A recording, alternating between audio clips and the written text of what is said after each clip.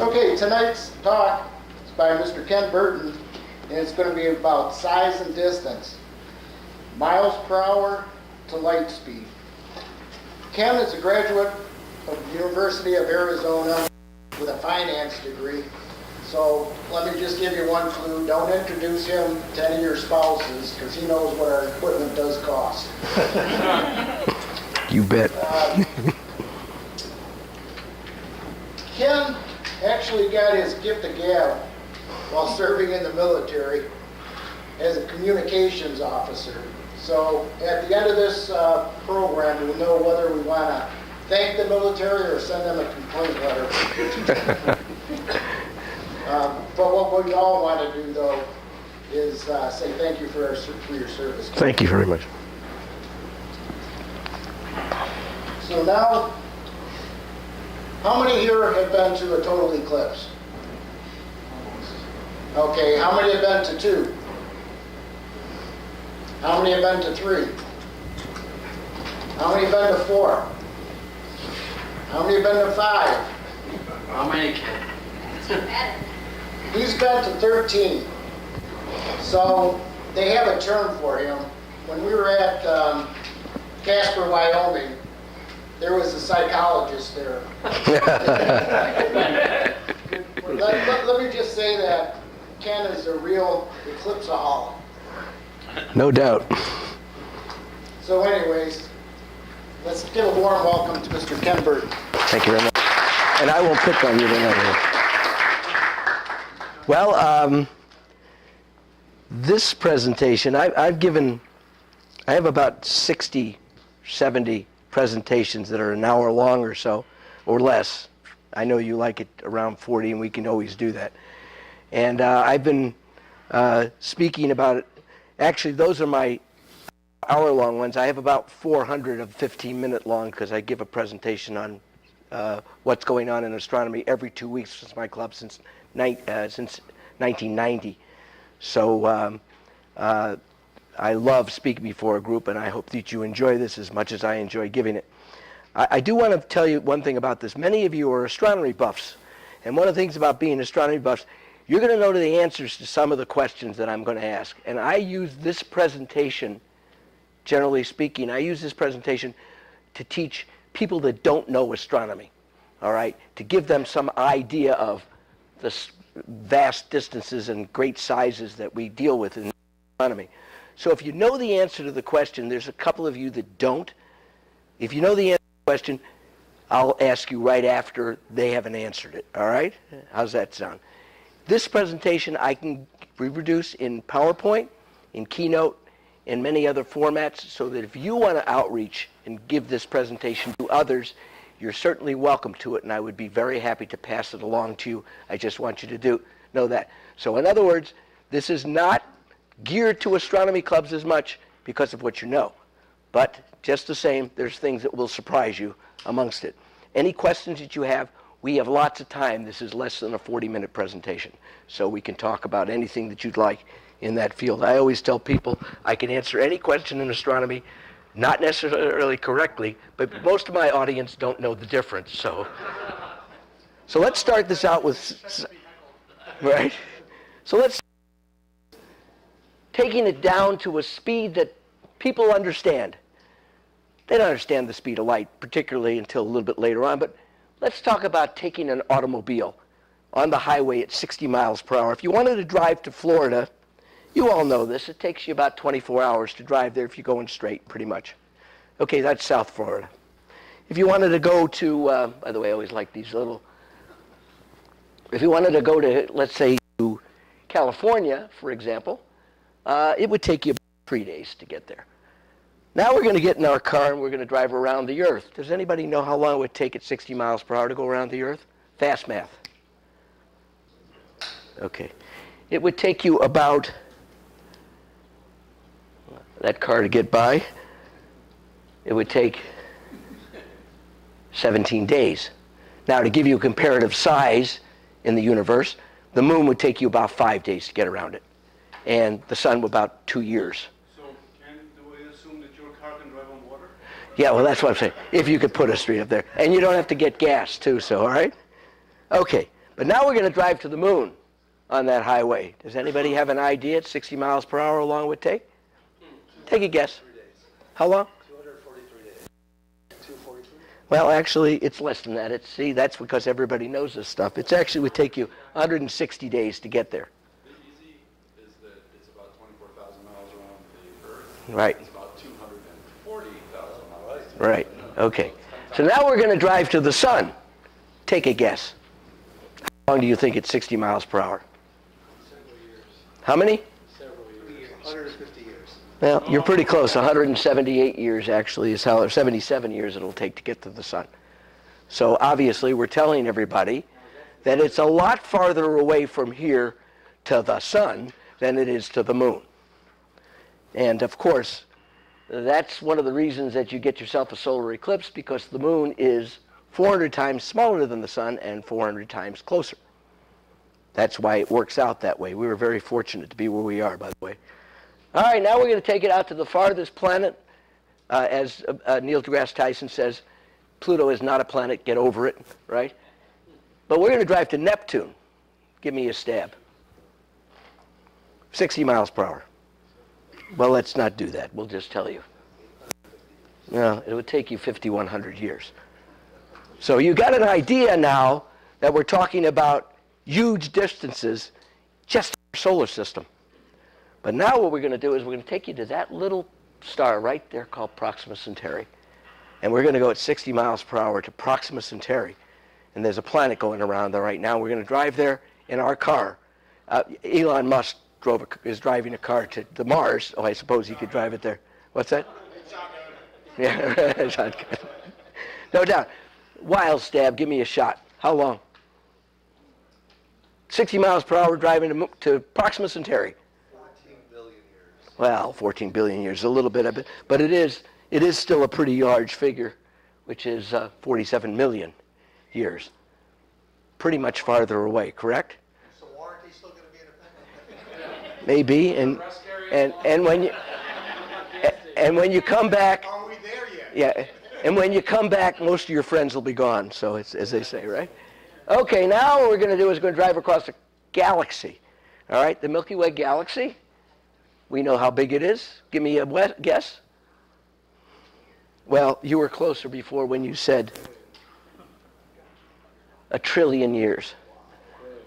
Trillion years to get across. And if you wanted to drive to the closest galaxy like our own, would be the Andromeda galaxy, it would take you 23 trillion years to get there.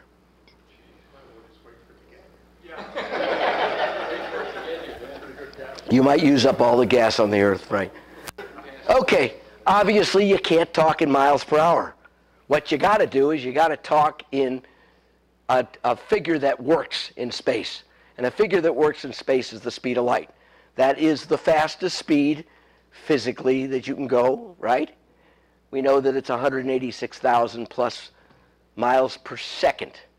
Okay, that's awfully fast, all right? Now, there are other things people say, well, actually, there's a speed faster than that because the universe is expanding at faster than the speed of light. And if we could ever harness that, we get to go a lot of places. But here we go. Going to Florida, obviously, get there 120 times each second, back and forth. And if you wanted to go to California, for example, it would be 40 times in a second, back and forth. And if you wanted to go around the Earth, it would be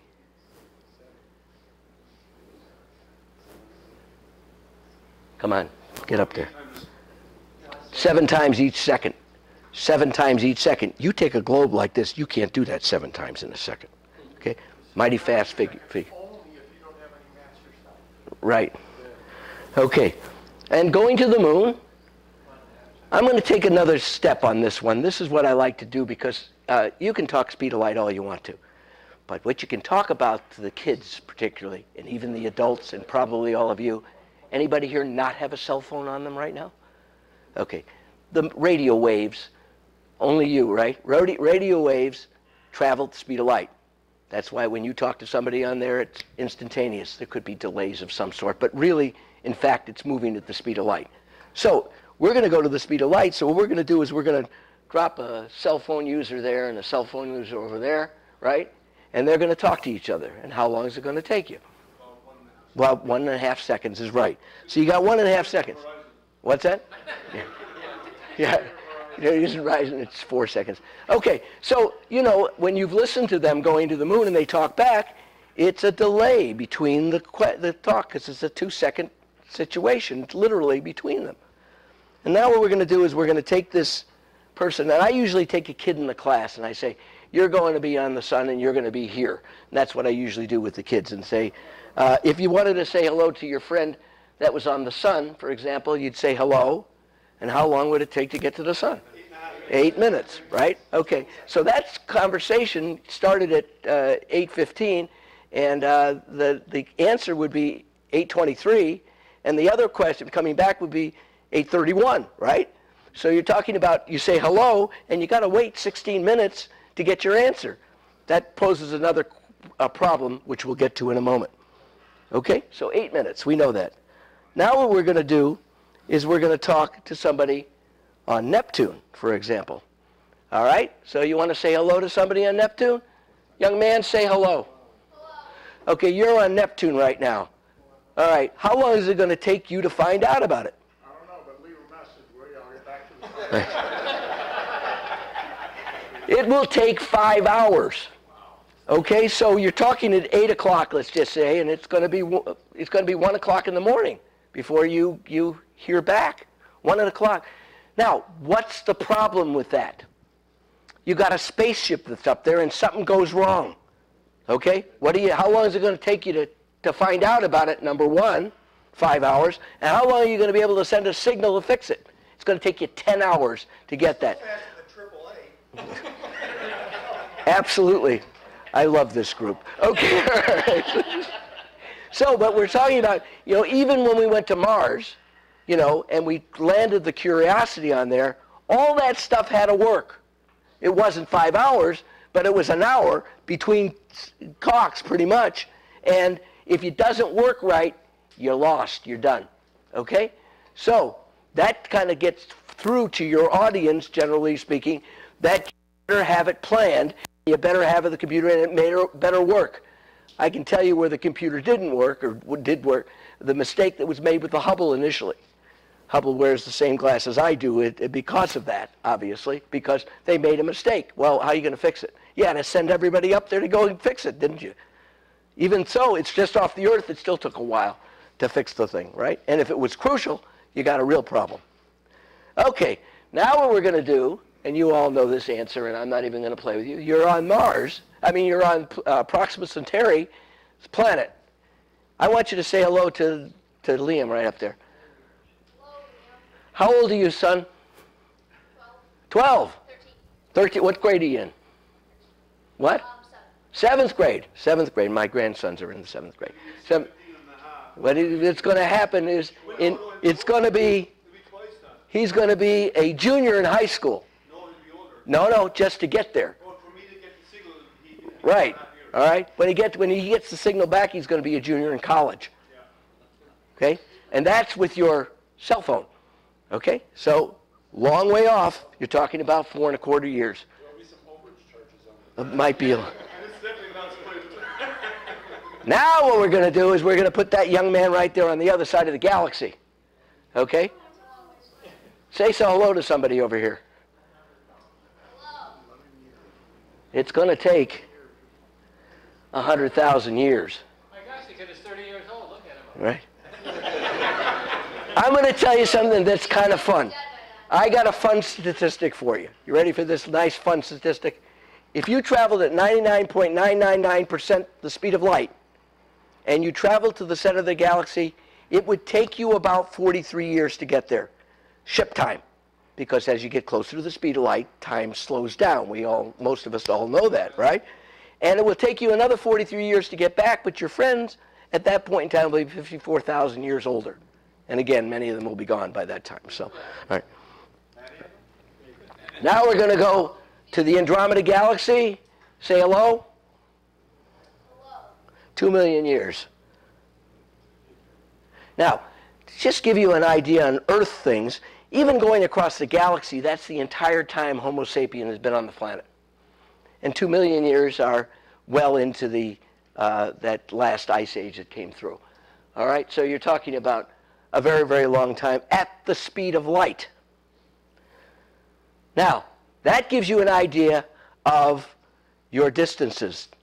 Let's talk a little bit about size. Anybody here over 6'5"? Anybody here 6'4"? Stand up. How tall are you, son? Just stand up. When you think of somebody really tall, don't you think of him? Yes. Yeah. And when you think about somebody who's not terribly tall, you think of him. Don't ever confuse quantity with quality, please. But that's, all right. Okay. However, at your height, if we take you over to the Palace of Auburn Hills, now it gets to the Little Caesars Arena. Take you over to Little Caesars Arena, and a basketball team is in from, let's say, Shaq is here just on a visit. What does he think of you as tall? Not really, does he? All right? So, obviously, you're not very tall anymore, because if we take Shaq and we put him next to an elephant, do you think the elephant would ever have any problem pushing him out of the key? All right. Sit down, thank you. All right? So, the elephant is 6 tons, all right? And this poor little guy is 350 pounds or whatever the heck he is, right? And an elephant is considered large, obviously.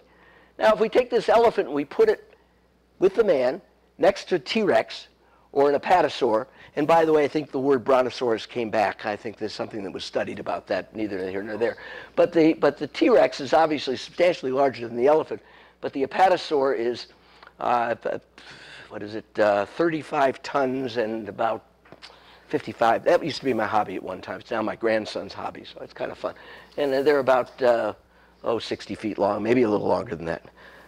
But if you want to really get into it, take that and look at him right there. There's the T-Rex elephant. There's an Indricotherium, which is the largest of all the mammals, by the way, that lived during the Ice Age period.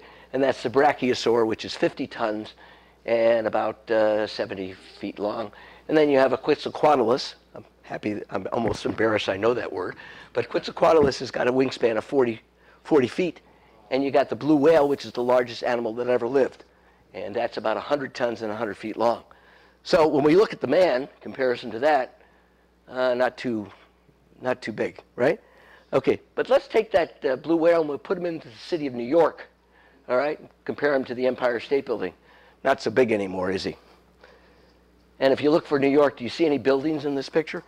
All right, so obviously New York is substantially larger than the city itself, or the United States is significantly larger than the city of New York.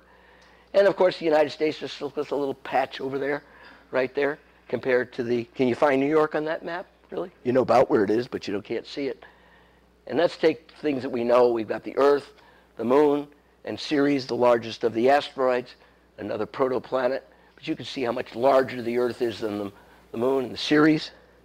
And if we move along there, this is P67 in comparison to the city of Los Angeles. If P67 hit us, it'd be really, really tough. Really.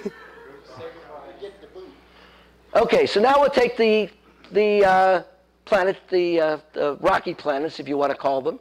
You got the Earth, a little bit larger than Venus, substantially larger than Mars. Mars has got a great history. Sometime I'm going to give a presentation on Mars's history. It'll blow you away. It's really kind of cool. And then, of course, Mercury, the smallest of planets, and Pluto, obviously, is really small.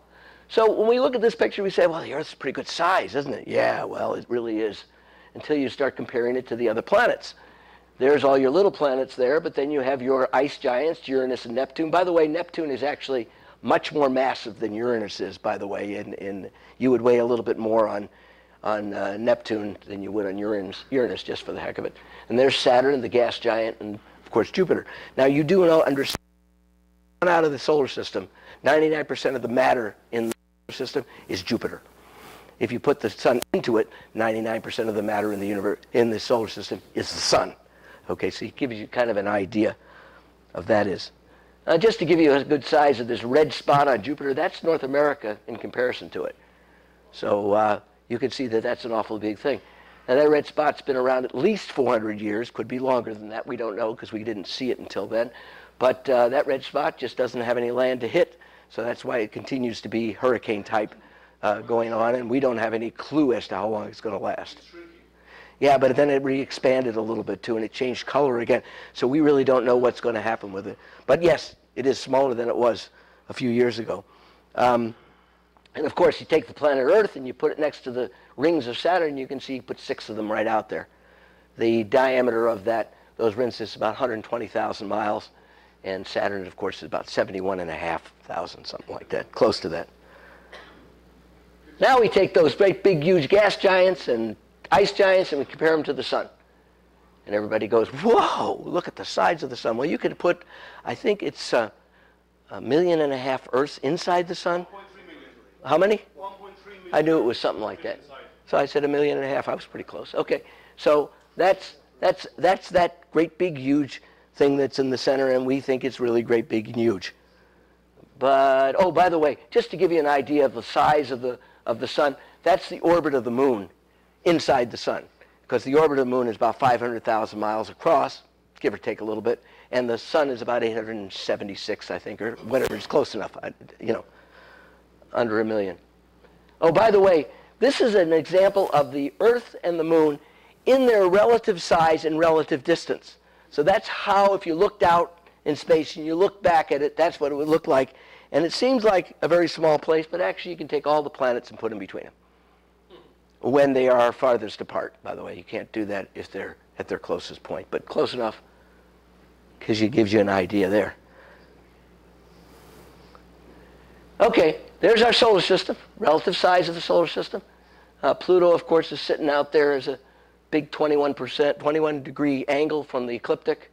One of the reasons it's not a planet anymore, I think, I'm not really sure about that, but that kind of gives you a relative size of that solar system. And as we get a little bigger, oh, now we're going to start talking about the other stars. There's Jupiter, and that's little 359. It's a red dwarf star that's about 6 light years, give or take a little bit, away, and it's a red dwarf. And if you ever watch Star Trek, they always talk about, well, we just passed 359. There's the sun, and there's Sirius, and Sirius is the brightest star in the sky. By the way, you remember Sirius Black from the Harry Potter thing? That's what it's named after, all right? And 1359 is where we're going to meet the Borg. That's where we're going to meet the Borg, is right. We got to stop them. All right, now we've taken the sun, and Jupiter, by the way, is a pixel on this picture, all right? And there's Sirius, and that's Pollux. Pollux is the beta star in Gemini, all right? One of the twins. It's a red giant, but it is a red, not a supergiant, it's a red giant. A supergiant would be Arcturus, which is the brightest star in the summer sky. How do you find Arcturus? Very simple. Take the tail of the Big Dipper or the candle, follow it around, you run into Arcturus. And it's a red giant star, and it's just a tad brighter than Vega. Now we've taken Arcturus down to here. There's Pollux, there's Sirius, and our sun now is the pixel. And then you have Rigel, which is the beta star in Orion, a red supergiant. That star will go boom, no question about it. Aldebaran is in Taurus the Bull, and that's a red supergiant. And then you get to the hypergiants.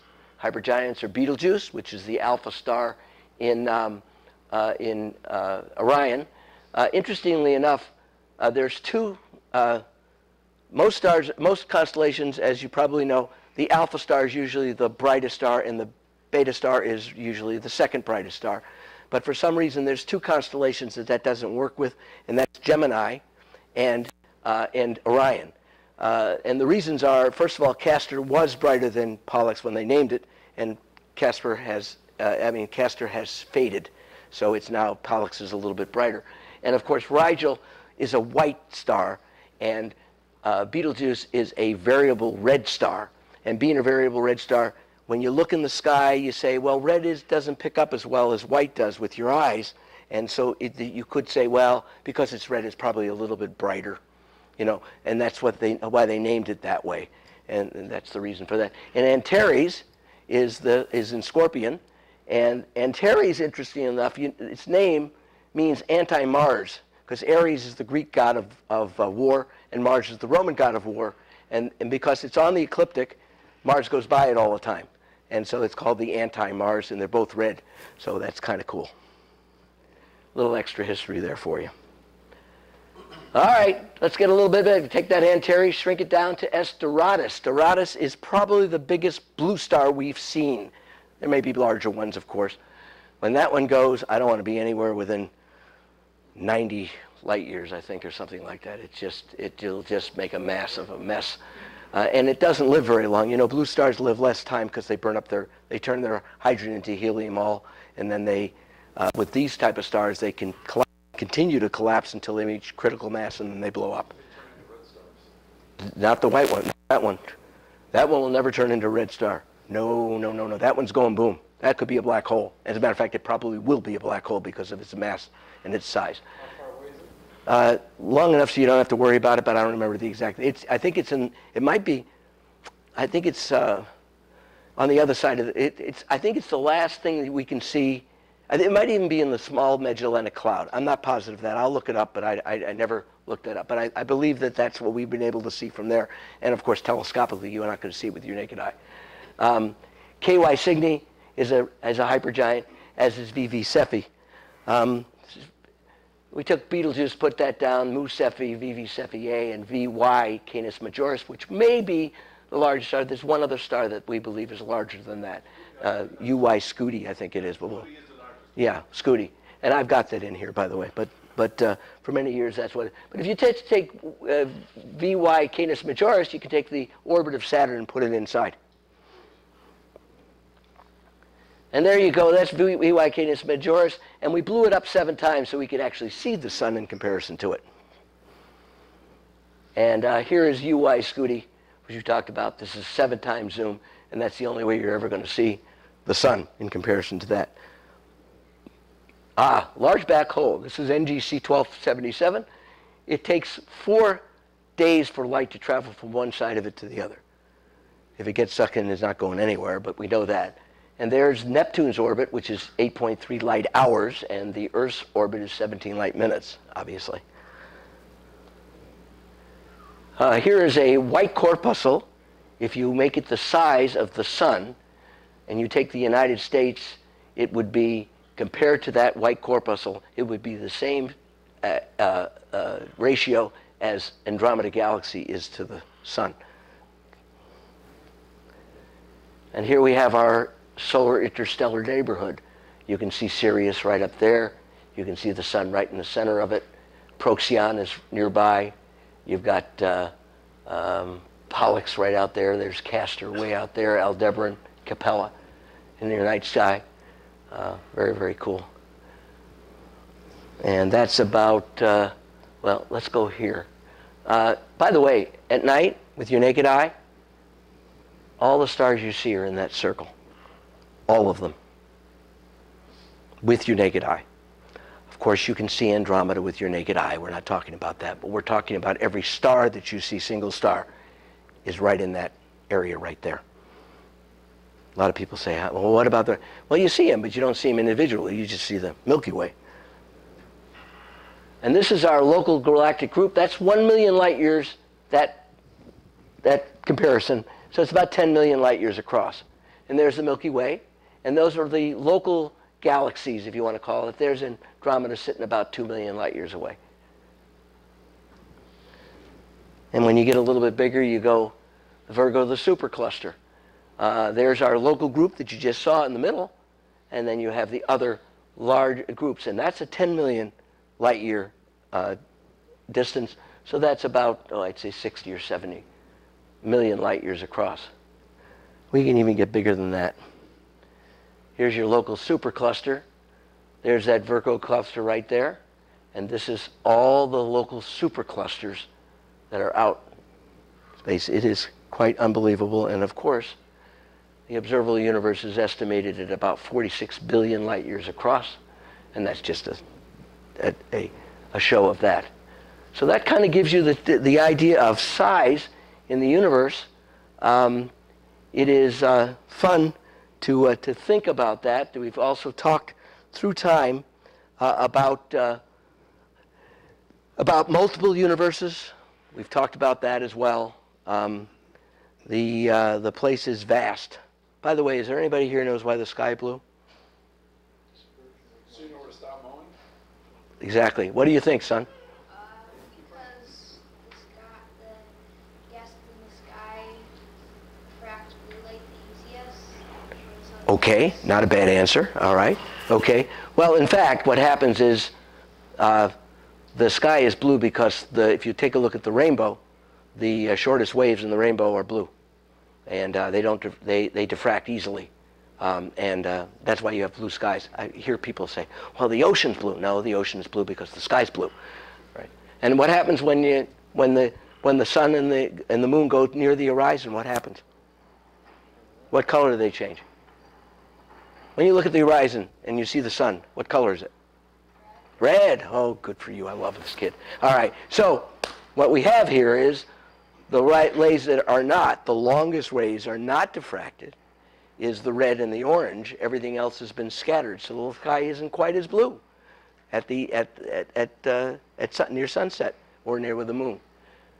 Also, you have the other issue, the lunar eclipse. Lunar eclipse, the moon is red because the only light that doesn't get diffracted going through the atmosphere of the Earth hits the moon, and it's what's left over is the red. All the rest of it's been either scattered or deflected, and they're shorter waves as well. Okay? So actually I took a lot less time than I thought it would take, but now you're open to questions.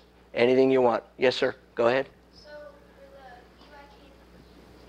the Canis Majoris. Speak up a little. I've got hearing aids. I'm old like all the rest of these guys. What? So for VY Canis Majoris, like you can only fit Saturn's orbit in it. Right. But for the big black hole, you can fit Neptune's orbit. That's correct.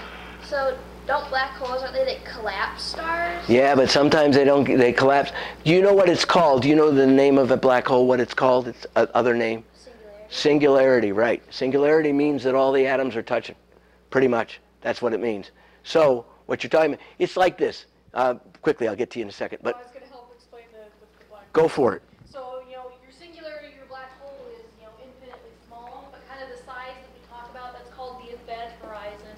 That's as close as you can get, without, falling in. Yeah. So when you talk about a size of a black hole, you're talking actually about the event horizon, not the black hole itself. Right. Okay. And Does that make sense? Yes. And what's also happening here, what you do is, here's a great idea of how you do it. If you take your hand through the air, go put your hand through the air like that. Okay? Real easy, right? How about when you put it through water, what happens? A little slower because there's more resistance because the atoms are literally closer when you get to a liquid. A little bit. Okay? What about if you try to put it through that desk? Okay? Now, can you get through that desk with something? Sure. You take an axe, right through it, right? Right? But that's because of the density of a solid. Go many orders more, you're talking about atoms that are very, very close together, all right? And that's what you're talking about when you talk about a black hole, all right? You're not getting through that. So to give you a quick idea of that is, and this is what I would do with each of the classes that I'm talking, so that you can always throw at them. If you want to get off the Earth and you wanted to go into orbit, you got to go 18,000 miles per hour. You're not going to break the gravity of the Earth. If you want to go to the moon, you better go 25,000 miles per hour. Light travels 186,000 miles per second, and it can't get out of a black hole because the escape velocity is greater than 186,000 miles per second. And that's why they're black.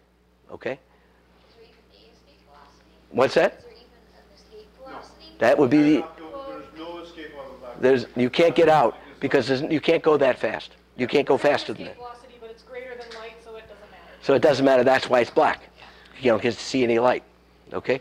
And if you get pulled into a black hole, oh, that'd be horrible. You just become part of it. Literally. That's what you do. You become part of it. Yeah, spaghettification is the first step.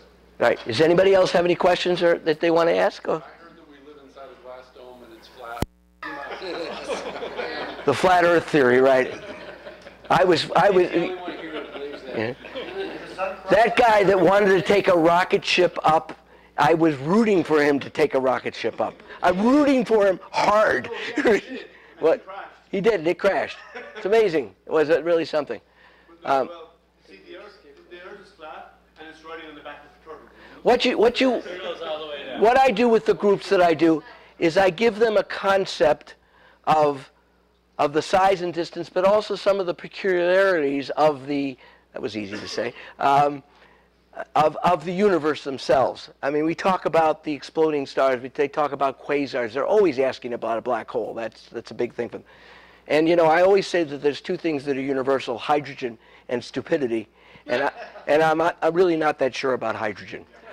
So, but again, when you talk about dark matter, if it takes up 20 some odd percent, 25% of whatever it is, hydrogen falls apart, doesn't it, somewhat? The thing about what your hydrogen and stupidity is hydrogen can be measured.